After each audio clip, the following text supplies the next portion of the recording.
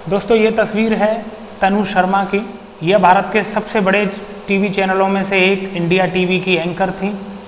22 जून 2014 को तनु शर्मा ने India TV के कार्यालय में विषाक्त पदार्थ खाकर जान देने की कोशिश की। जो सुसाइड नोट तनु शर्मा ने अपने फेसबुक पेज पर लिखा, उस सुसाइड नोट में तनु शर्मा ने इंडिया टीवी के मालिकान, पूरे प्रबंधन और जो बड़े अधिकारी थे उन पर तनु शर्मा को गलत तरीके से परेशान करने का आरोप लगाया था। इस मामले में कोई भी जांच आगे नहीं हुई, ना ही किसी आरोपी की गिरफ्तारी हुई, ना ही किसी आरोपी पर कोई मुकदमा चला।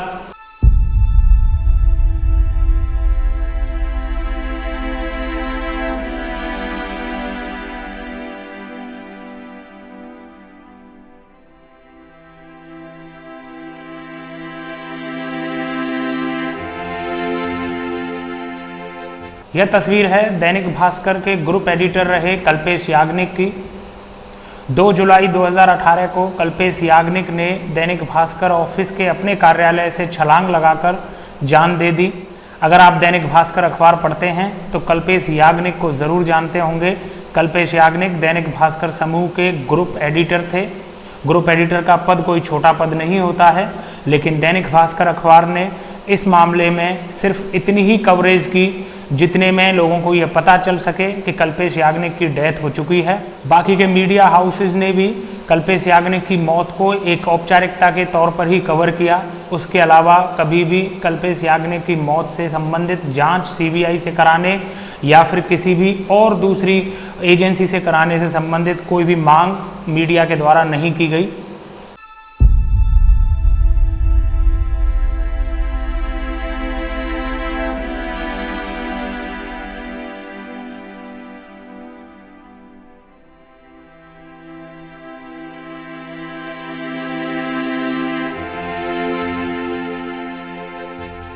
दोस्तों तीसरी तस्वीर को पूरा देश पहचानता है। ये जेसिका लाल हैं। जेसिका लाल हत्याकांड देश का एक बहुचर्चित हत्याकांड था, जिसमें कि एक भरे रेस्टोरेंट में मनु शर्मा ने जेसिका लाल को गोली मार दी थी। और पूरे 7 साल बाद इस मामले में फैसला आया था और मनु शर्मा और दूसरे जितने भी आरोपी थे उन सभी को बरी कर दिया गया था। जिसके बाद जनता सड़कों पर आई, पूरी दिल्ली ने विरोध किया और उसके बाद दिल्ली हाई कोर्ट ने इस मामले में सू मोटो एक्शन लेते हुए इस केस की फिर से सुनवाई की और 1 साल के भीतर ही मनु शर्मा को उम्र कैद की सज़ा दे दी। लेकिन अगर मैं आज आपसे पूछूं कि मनु शर्मा कहाँ है, तो आप में से बहुत सारे लोग ये नहीं जानते होंगे कि मनु शर्मा को रिहा कर दिया गया है। उसको उम्र कैद मिली थी 2006 में, लेकिन उसको रिहा किया गया है 2020 में। लेकिन आपने मीडिया के किसी भी चैनल पर मनु शर्मा की रिहाई से संबंधित खबर पर कोई भी डिबेट, कोई भी बहस, कोई भी प्राइम टाइम प्रोग्राम चलते नहीं देखा होगा। किसी ने भी मनु शर्मा की रिहाई पर कोई भी प्रश्न नहीं उठाया। आप कारण जानते हैं कि क्या था? हम आपको कारण बताते हैं। 2007 में उम्र कैद होने के बाद मनु शर्मा तिहाड़ जेल गए, लेकिन उनके जो छोटे भाई हैं कार्तिकेय शर्मा, उन्होंने एक न्यूज़ चैनल स्टार्ट किया जिसका नाम था इंडिया न्यूज़।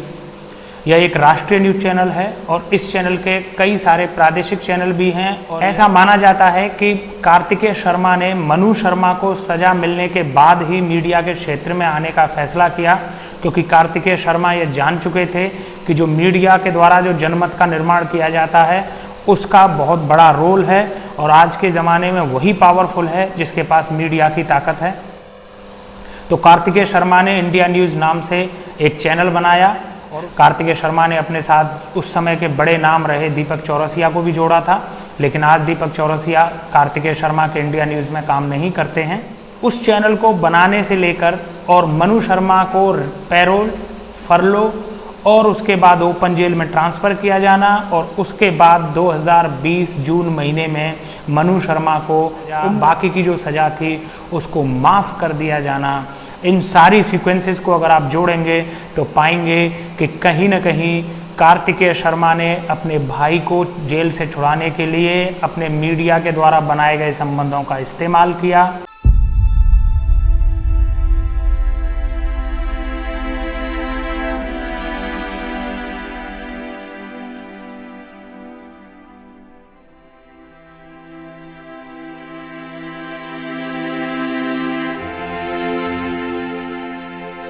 दोस्तों अगली खबर दैनिक भास्कर अखबार के ही पत्रकार रहे तरुण सिसोदिया के बारे में है।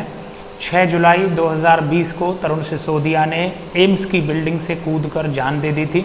वो कोरोना पॉजिटिव थे और ऐसा आरोप लगाया जाता है कि तरुण सिसोदिया ने पत्रकार होने के नाते जो व्यवस्थाओं में कमियां थीं उन कमियों को उजागर करने की धमकी वहां के प्रशासन को दी थी। उसके बाद तरुण सिसोदिया ने एक व्हाट्सएप ग्रुप में ये लिखा था कि उसकी जान को खतरा है। वो व्हाट्सएप ग्रुप की जो चैट थी वो भी वायरल हुई थी, लेकिन किसी भी मीडिया समूह ने तरुण सिसोदिया से संबंधित खबर को ना तो चर्चा के लायक समझा था, ना ही उसमें सीबीआई अथवा और किसी एजेंसी से जांच कराने की मांग की गई थी।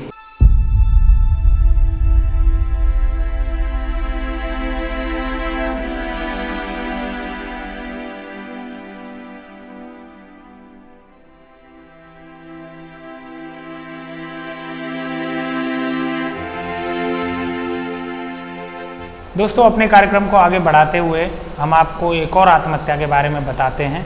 यह आत्महत्या मीडिया जगत में तो नहीं हुई थी, लेकिन इसका संबंध कहीं न कहीं मीडिया जगत के एक बड़े नाम अर्नब गोस्वामी के साथ जोड़ा जाता है। यह तस्वीर अन्वय नायक की है। अन्वय नायक और उनकी मां की डेड बॉडी मई के महीने में रायगढ़ जिले के उनके फार्म हाउस पर मिली थी।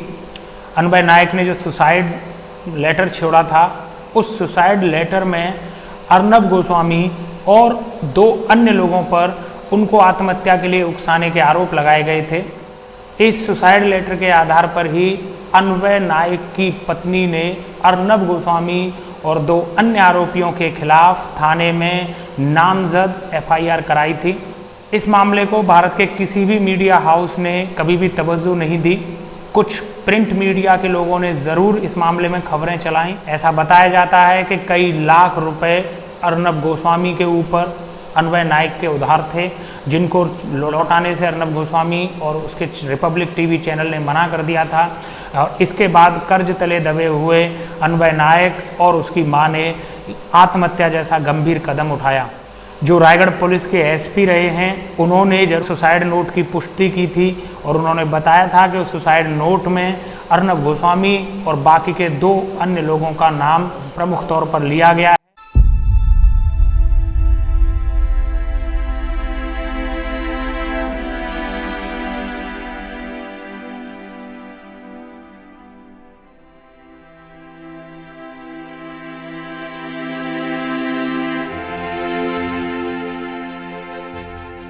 यह प्रिया जुनेजा हैं। प्रिया जुनेजा खबर फास्ट नाम के एक हिंदी टीवी चैनल के साथ जुड़ी हुई थी। इस मामले में भी आपने किसी भी टीवी चैनल पर किसी भी तरीके की जांच की मांग करते हुए कोई भी प्रसारण अभी तक नहीं देखा होगा। ना तो प्राइम टाइम में कोई डिबेट चल रही होगी, ना ही किसी और खबर माध्यम में आपको इस बारे में कोई खबर मिलेगी कि प्रिया जुनेजा ने किन कारणों से आत्महत्या करी थी और प्रिया जुनेजा पर ऐसे कौन से दबाव थे, आर्थिक दबाव थे या फिर वो किस तरीके के मानसिक तनाव में थी जिस वजह से उन्होंने आत्महत्या जैसा कदम उठाया था।